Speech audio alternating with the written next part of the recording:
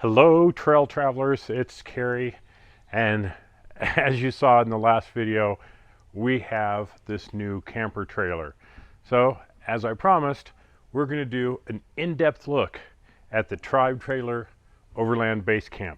So stay right there, we'll be right back.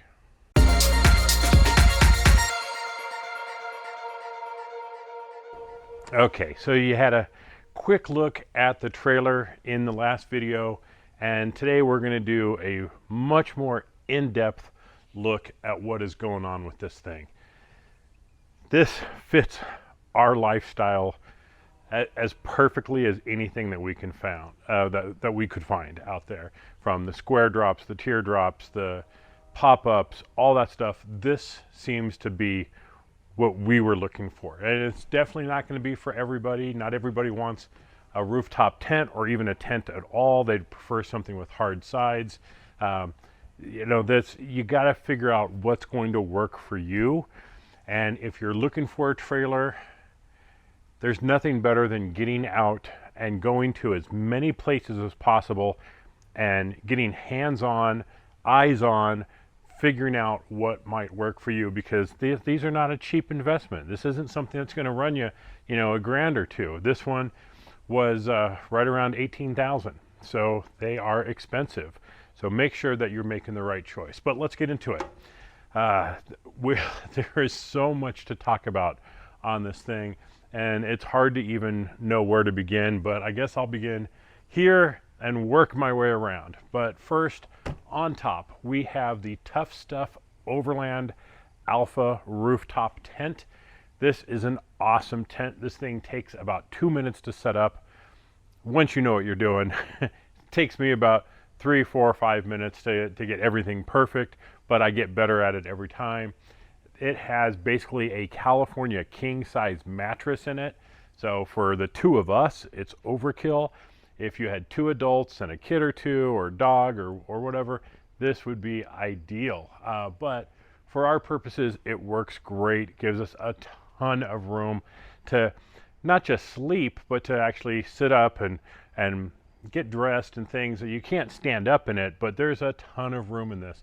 And it has, it's higher in the back than it is the front. So we get a little bit of aerodynamic advantage with this thing. Being a hard shell on here, this is going to help with the MPGs over a soft top like you see on some others. Plus it's going to be quieter. Not that I care, because it's not on the Jeep, it's way back here. So sound noise isn't really an issue, but this will hold up a long time and will help with the gas mileage. Plus it makes it super easy to set up, because once you unlatch it, you just push it and the whole thing basically opens up. So you get the big tent on top. This is a big storage on here. You might wonder what you would put in something like this. The shelf or the drawer comes all the way out over there, but this is great for things like solar panels, tables, pop-up, privacy tents. Anything that's going to fold, that's going to lay flat is going to go in here. The only thing was there was no way to lock it, and Katerina wanted to make sure this was lockable. So right now we have a little chain on here, but we're going to come up with a more elegant solution on there. And I guess we'll start over here. This is your power center. So we have a big 100 amp hour battery, a 1000 watt inverter. This is pre-wired for solar. So if you get solar panels, they plug right into the back. Once you turn it on, you have 110 power on this side, and the kitchen side, you have 12 volt power in the rear. So lots of power options on here, and we can charge it right now. I've got an extension cord plugged in, so it's charging the battery from shore power, or you can use solar power. Once this thing is charged, we're really not going to need much more, not for a weekend. So we're not too concerned about solar power. It can also trickle charge off the 7-pin trailer connector. So if we're out for a week or so and we're hauling this thing, it's probably going to maintain a decent charge. So again, don't really see the need for solar. Here's a light switch here, which controls the LED bar that's up on this one. There's also a complete pass-through on here, so I can reach in. I have my water hose and extension cord. We'll get to the water as we get around here, but this is the power center over here. All of these doors have double latches that each have a key, so very lockable storage on here. We'll get to the next one. Okay, in here we've got some interior storage in there and a fairly deep drawer to put things in. Since this is kind of the camper side, this has things like tools, a hatchet, fire starters, survival knife, things like that. In the bottom here is probably where we'll put firewood. So get that one locked up. Move to the next one. Okay, so in here we've got more storage. Here I've got my levelers, tire chocks, a little brush for the tent, an extra tarp, some rope, and again a nice deep drawer where I have power supplies, USB power banks. Inside the tent is some wiring that goes along with this wire here, and once this is plugged in, there's 2 ports on top for exterior lighting and interior lighting, and that is all going to be powered by a little power brick. So super handy there. Notice all the drawers latch in and latch when they're out. All right, on the back we've got a nice steel bumper that has D-shackles on both sides should you need to use this for recovery or get recovered. Has crank down stabilizers on all 4 corners, which is super nice. Some of them only have them on 2. There we go. All right, so in here we have 2 12-volt power plugs. We have a switch for the corner lights, which are these, front and back, the light switch for the panel here, and an exhaust fan. So if you're keeping a refrigerator or something back here, you can use that to keep the heat out of there. Now, we are getting loaded because we're leaving this afternoon on a trip to Buena Vista. So we are pretty packed with bedding and things. This drawer comes out pretty far. Try not to dump all of our pillows and everything. So big drawer. Easily you could put a cooler or 2 back here. Plug in a fridge with the 12-volt ports. Get everything shoved back in. Probably could have waited for a day that I wasn't actually getting ready to go somewhere. You got your backup lights, your parking lights, your brake lights, all that good stuff back here. Your light for the license plate. Again, the big storage tray up here. All right, now one of my favorite features here is the kitchen. Again, we have that pass through, it goes all the way through. On top here, a 110-volt power socket, our water pump switch, light switch for this LED panel here. You got a nice drawer, nice big drawer here. Dishes, some pots, pans, whatever you need for your cooking stuff. And then this pull out.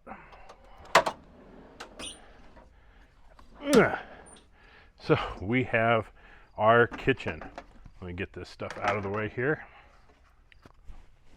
So we have our sink with running water from our water pump, which is very handy.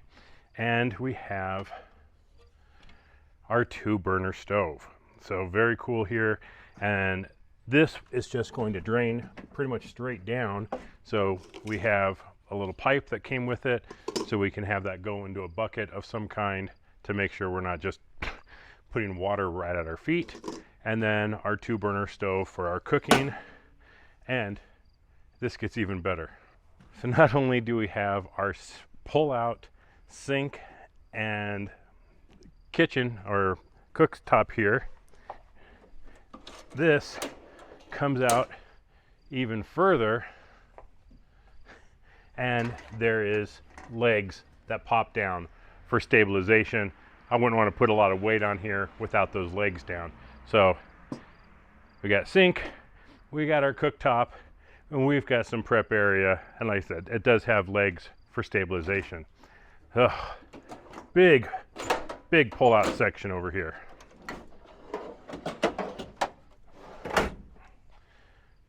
Now, to hook up the sink, it's the water right here. The hose, there's a hose in the back there. It just plugs into here. And then the cooktop just goes from here to the front where the propane tank is. It's not all live hookup. You just pull it out and go. There's a minute or two of actual hookup. So let's move to the front. All right, moving to the front of the trailer. We have this lockable storage here. You just need to put a padlock in here. Open this, and this one actually has some struts in here, make it easy to get in. So I don't know what we're going to put in here. This could be firewood, this could be tools, this could be extra water or fuel, or haven't decided yet, but it's a nice big storage area. On this side we have a full-size propane tank, so that's going to come in really handy. Since we have a kitchen, we need some kind of gas, but it is a full-size propane tank on this side. Let's go check out that side. All right, we're over here, and we have storage over here. Now you could use this however you want. It's got a fixed divider in here, but this is sized for 2 full-size jerry cans. So if you needed extra fuel, extra water, extra diesel, whatever, you could have 2 full-size jerry cans in here, still have some room to stuff some things in here. Now this little guy is a hand pump for the water supply. So you just want to wash your hands, grab a drink, something real easy. There's holes in the bottom. Now my feet are all wet, you know, or you can spin this around and make it real easy to get to. The tank on here holds 17 gallons of water. I haven't seen another trailer with this kind of water capacity. We will probably never take it out with a full tank, probably a quarter to a half tank max. 17 gallons is a lot of water. Definitely, it's way too much water for a weekend, and it's, you know, maybe if we're going to be gone for a week, we'll probably fill it up, but it's got a lot of water. Over here, we have our water fill over here, which is lockable to keep people from messing with your water, and our shore power / charger hookup.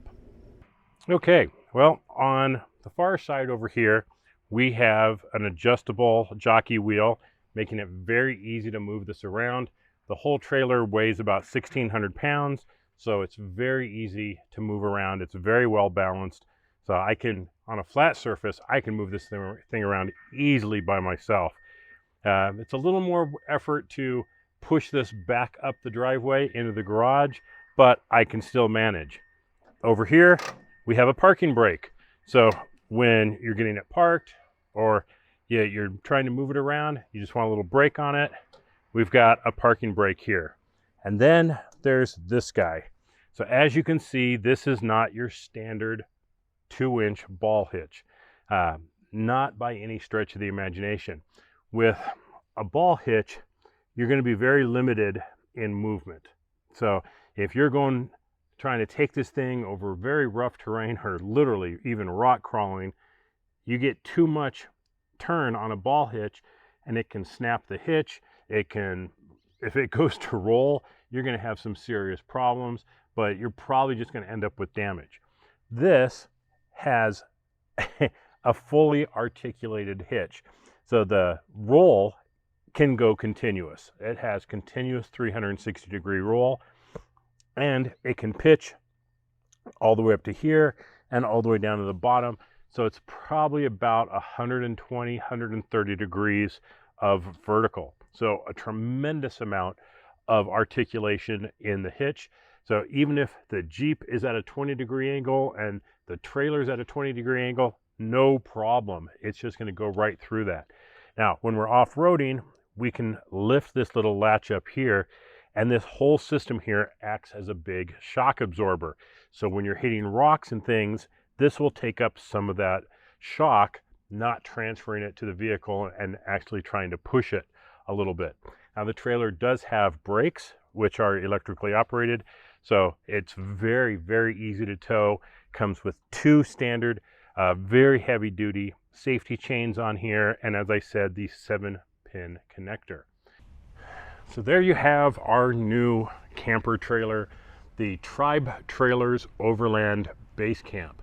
Now you will see some stuff on here that says Tough Stuff Overland, and that's because originally they were distributed by Tough Stuff Overland and called the Overland Basecamp. Well, now the whole trailer division is Tribe Trailers. There's probably more to it than that. I'm probably simplifying it based on just my understanding of it, but if you go to tribetrailer.com, you'll find everything you need to know about this trailer. I got mine through Cousins RV here in Colorado. They're available at about 70 locations across the country, and my understanding is that they're manufactured in Arizona. So local company, good product. Thing is built like a tank. So what we've done is we've covered all the exterior, all the features, all the hitch and everything, but there's one more thing I want to talk about, and that's the suspension.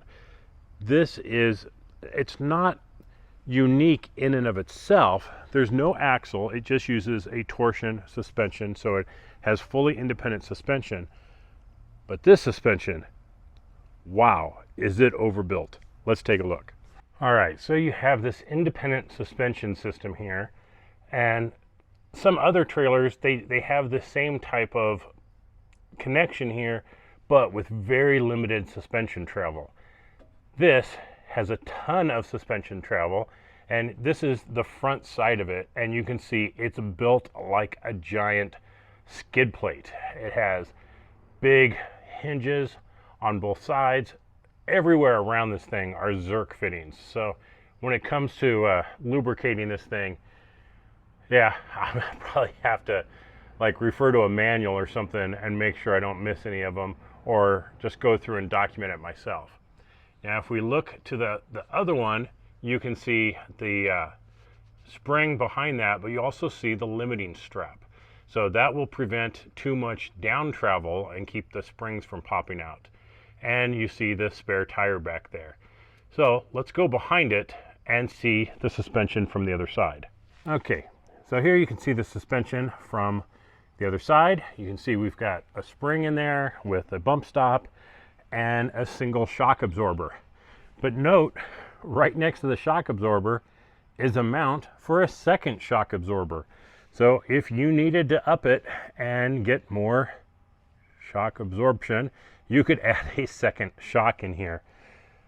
Look on the right side of that whole panel there, and you can see things like the electrical wires and things are all gone through a pipe to keep them from falling out and going anywhere.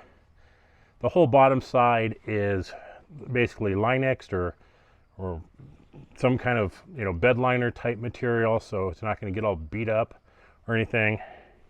But that suspension is super, super stout. And last but not least, it comes with this huge Tough Stuff awning. I wish it was a little easier to set up, and we'll kind of go through that. But you got the 2 legs over there that fold down from here, and you got the 2 arms that fold into the body, and then it all rolls up. But I'll probably get better at that. But this thing, let's see, I mean, it's about as wide as I can possibly stretch, and it's pretty damn wide here. Now, I've got it lowered right now. I've got the base over here lowered for travel, but when we get to camp, we can push this up and have more room to get under it. I'll figure out how to make it tighter and all that stuff, but this is really the first time I've set up the awning. But it's going to be really nice when we're out in the sun and we just want to get some extra shade. So that is the Tribe Trailers Tough Stuff Overland 2021 Overland Basecamp trailer. You can call them an overland trailer, an adventure trailer, call them whatever you want, but this is absolutely a freaking tank. I have no problems taking this anywhere that I want to go. If I wanted to pull this thing through the Rubicon, I could do it. If I wanted to just go on some dirt roads, I can do it. Highway pulls like a freaking dream. So it is a very versatile trailer for us. And I will stress that. If you've got a larger family, you might need something like a pop-up tent. If you're smaller, you want to go as light as possible, you might want to go with something like a square drop or a teardrop. But for our purposes, having something that is ultra rugged, go anywhere, simple setup, water on board, propane on board, articulating hitch, beefy suspension, everything that we need, this checks all the boxes. So thanks for watching, everybody, and watch for more videos of me probably making a fool of myself trying to set up the tent, set up the awning, and do all the things that are going to come along with this type of camper life. But thanks for watching, everybody. This has been Kerry with Trail Traveler. We'll see you on the trail. Bye-bye.